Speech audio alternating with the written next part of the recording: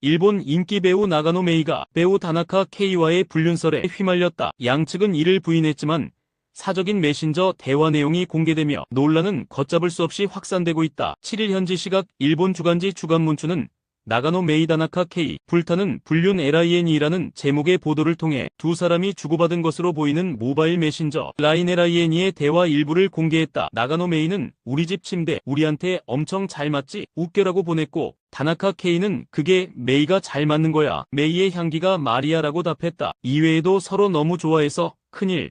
교제 7개월 됐지만 매일 진하게 지낸다.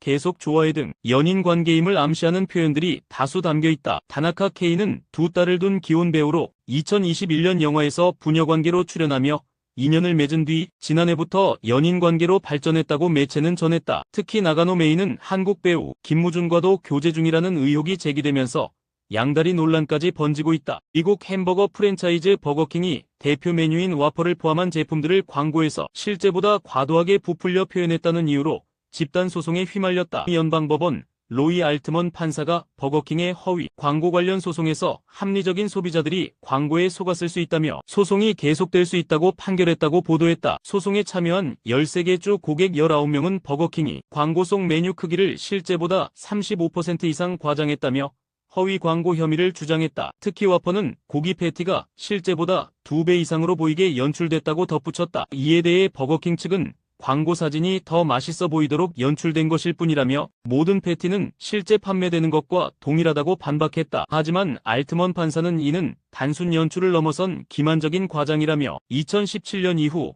광고에서 와퍼의 크기가 눈에 띄게 커졌다고 지적했다. 버거킹은 즉각 성명을 내고 소송은 근거 없는 주장에 기반한 것이라며 법적 대응을 이어가겠다는 입장을 밝혔다. 일본은 매우 안전한 나라. 여기서 살고 싶다. 이 같은 말을 남긴 브라질 여성 아만다 보르에스 다 실바가 귀국을 불과 2시간 앞두고 일본에서 참변을 당했다. 현지 시간 1일 오전 9시 일본 지바현 나리타시의 한 아파트 2층에서 화재가 발생해 실바가 숨진 채 발견됐다. 그녀는 지난달 일본 F1 그랑프리를 관람하기 위해 입국했으며 사고 당일 브라질로 돌아갈 예정이었다. 실바의 친구들은 비행기 출발 2시간 전부터 연락이 두절됐다며 갑작스러운 비보에 충격을 감추지 못했다. 그녀는 소셜미디어를 통해 일본의 치안을 극찬하며 2주 희망을 밝힌 직후 숨진 채 발견됐다. 한때 신칸센에 두고 내린 여권과 현금을 그대로 돌려받은 일화를 소개하며 일본에 대한 호감을 드러내기도 했다. 일본 경찰은 화재 당시 현장을 빠져나간 스리랑카 국적의 남성을 지난 3일 방화 혐의로 체포했다. 그는 당황해서 불을 끌 수 없었다며 혐의를 인정한 것으로 알려졌다. 일본은 매우 안전한 나라.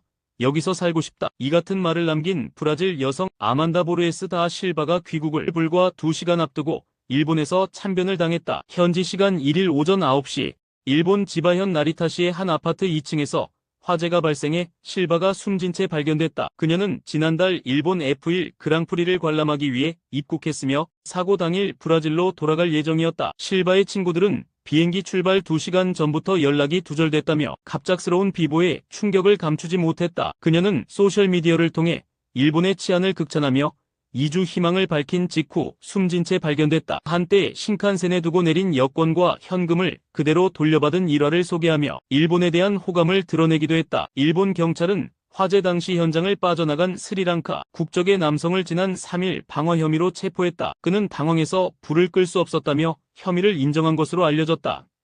중국이 황금 연휴 하나로 35조 원을 벌어들였다. 7일 현지 시간 중국 중화망은 문화관광부 발표를 인용해 노동절 연휴 동안 중국 전역을 찾은 관광객 수가 3억 1,400만 명에 달했다고 보도했다. 이는 전년 대비 6.4% 증가한 수치다. 관광객들의 총 지출 금액은 1,802억 6,900만 위안 약 34조 7,666억 원으로 소비 규모 또한 전년보다 8% 늘었다. 관광객 1인당 평균 지출은 약 574위안 약 11만 원으로 한국, 일본, 러시아, 베트남 등 주변 국가는 물론 호주, 영국 등 장거리 국가에서도 중국을 찾은 관광객이 많았다고 전해졌다. 특히 베이징은 연휴 기간에만 1,790만 명 이상이 방문, 해외 관광객은 작년보다 무려 42.4% 급증했다. 텐진 역시 관광객 수 1,693만 명, 소비액 2조 8,900억 원을 기록하며 기록적인 관광 특수를 누렸다.